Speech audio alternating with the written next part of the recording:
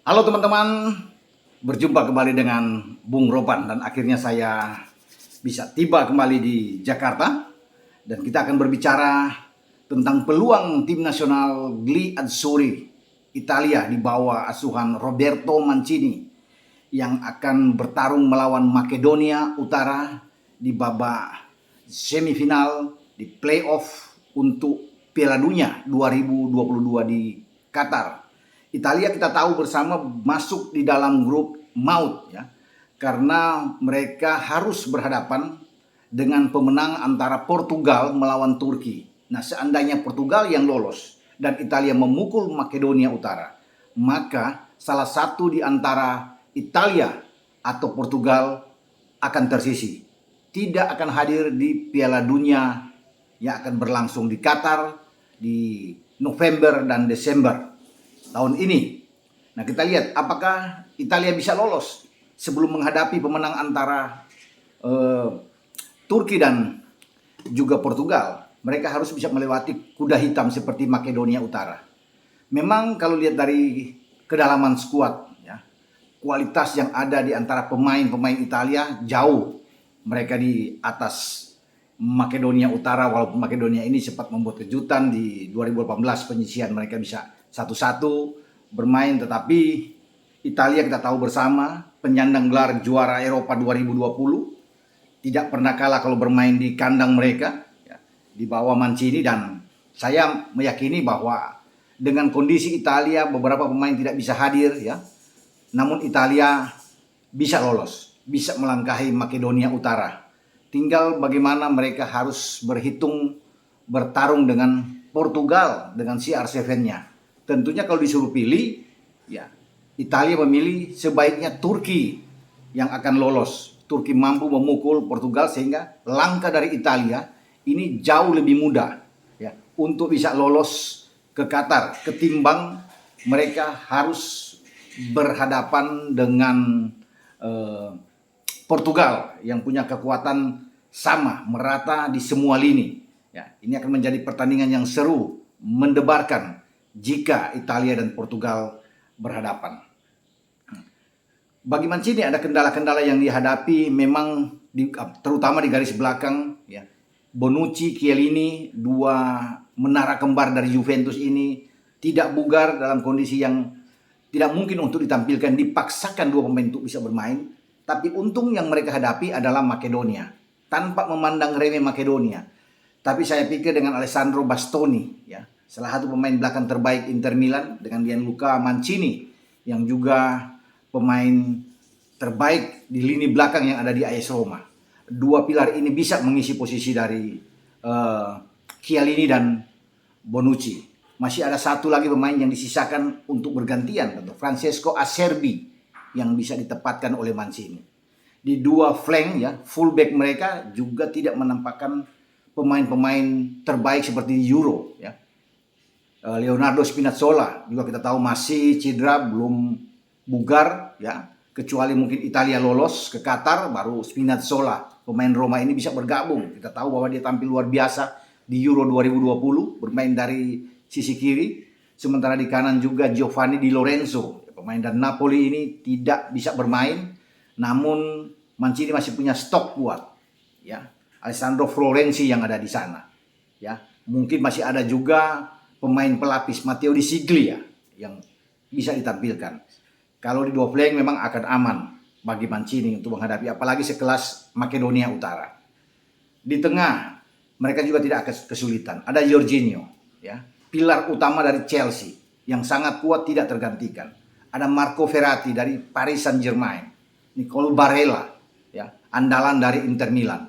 Jadi memang sangat kuat kalau bisa dikatakan bermain dengan 4-3-3 yang akan dikembangkan oleh Roberto Mancini. Ya, bagaimana dengan di depan? Ya, walaupun mereka tidak punya Federico Chiesa, pemain Juventus yang lama bergelut dengan cedera, ya, dengan cedera yang agak panjang, tetapi saya rasa Domenico Berardi ini pemain Sassuolo yang sangat bagus yang bisa ditampilkan untuk mendampingi Ciro Immobile sebagai pemain depan ya, yang akan ditempatkan juga oleh Mancini. Sementara Lorenzo Insigne ya, kapten dari Napoli, akan menyisir dari sisi kiri dan dia akan mendapatkan tempat utama ketika bermain dengan 3 pemain depan, Berardi, Immobile, dan Insigne. Jadi kekuatan Italia saya pikir ini kalau lihat dari starting 11 ada di atas lawannya. Bahkan Italia mungkin akan menang di atas 1 gol melawan Makedonia yang akan berlangsung pada Kamis ya waktu setempat atau Jumat dini hari waktu Indonesia bagian barat di Stadion Renzo Barbera di sebuah pulau ya, Pulau Palermo yang juga pernah saya kunjungi ya ketika masih aktif menjadi jurnalistik saat Piala Dunia tahun 90 Italia tuan rumah ya. Selain di sana ada Cagliari juga ya. Ada Sisilia, tetapi ini kota Palermo yang banyak digandrungi. Ya, kalau nonton film-film mafia, wah ini luar biasa nih. Pulau yang indah yang ada di selatan Italia. Bagaimana dengan Makedonia? Harapan untuk membuat kejutan ada tipis sekali. Tentunya setiap tim punya harapan.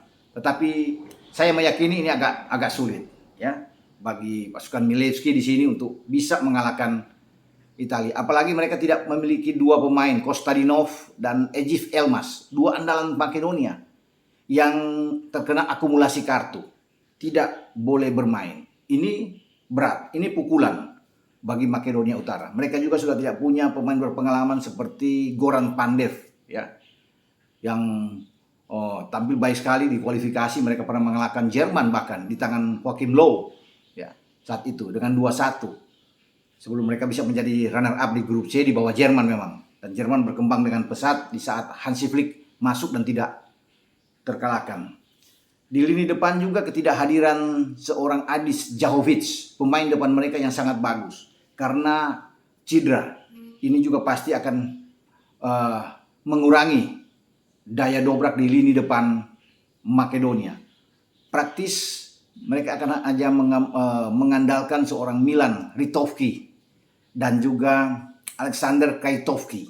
2 pemain di lini depan, Kaitovki dan Ritovki. Ini yang akan diandalkan bagi Makedonia untuk menembus pertahanan dari Mancini yang ada di sana dan Bastoni ya. Namun kita lihat dari kualitas nampaknya akan sangat berat. Mereka akan kalah Makedonia, apalagi kalau bicara di lini tengah. Jorginho Verratti sangat kuat dengan Barella. Penguasaan bola, mereka akan mengendalikan ya. Mereka akan menguasai, kemudian mereka bisa menghukum Makedonia ini dengan kemenangan yang telak. Namun tetap sepak bola bisa menghadirkan sebuah kejutan. Ya, bukan tidak mungkin itu akan terjadi walaupun persentasinya itu sangat kecil karena yang mereka hadapi adalah Gli Azzurri. Sangat kuat di kandang, penyandang gelar Euro 2020 dan sangat berambisi setelah mereka terpukul hanya berada di bawah Swiss di kualifikasi Piala Dunia. Sekarang menantang mereka untuk harus hadir. Setelah 2018 mereka tidak bisa hadir, terjungkal untuk gagal ke putaran final di Rusia. Nah, ini bisa kalau mereka gagal lagi, katakan mereka menang melawan Makedonia dan gagal melawan Portugal, berarti untuk kedua kali dalam sejarah Italia tidak hadir secara beruntun di 2 perhelatan Piala Dunia, 2018 ya dan juga di 2022. Ini yang akan dihindari oleh Roberto Mancini dan pasukannya karena mereka menargetkan harus bisa lolos. Kendati perjuangannya agak berat memang. Kalau dilihat setelah Makedonia mereka akan bertarung dengan Portugal dan saya masih meyakini bahwa lawan mereka adalah Portugal dan laga ini yang kita akan tunggu. Siapa di antara Italia dan Portugal yang akan tersisih menuju ke Qatar. Sampai di sini preview saya tentang Italia yang akan menjamu Makedonia. Besok kita akan lihat bagaimana Portugal akan duel bersama dengan Turki.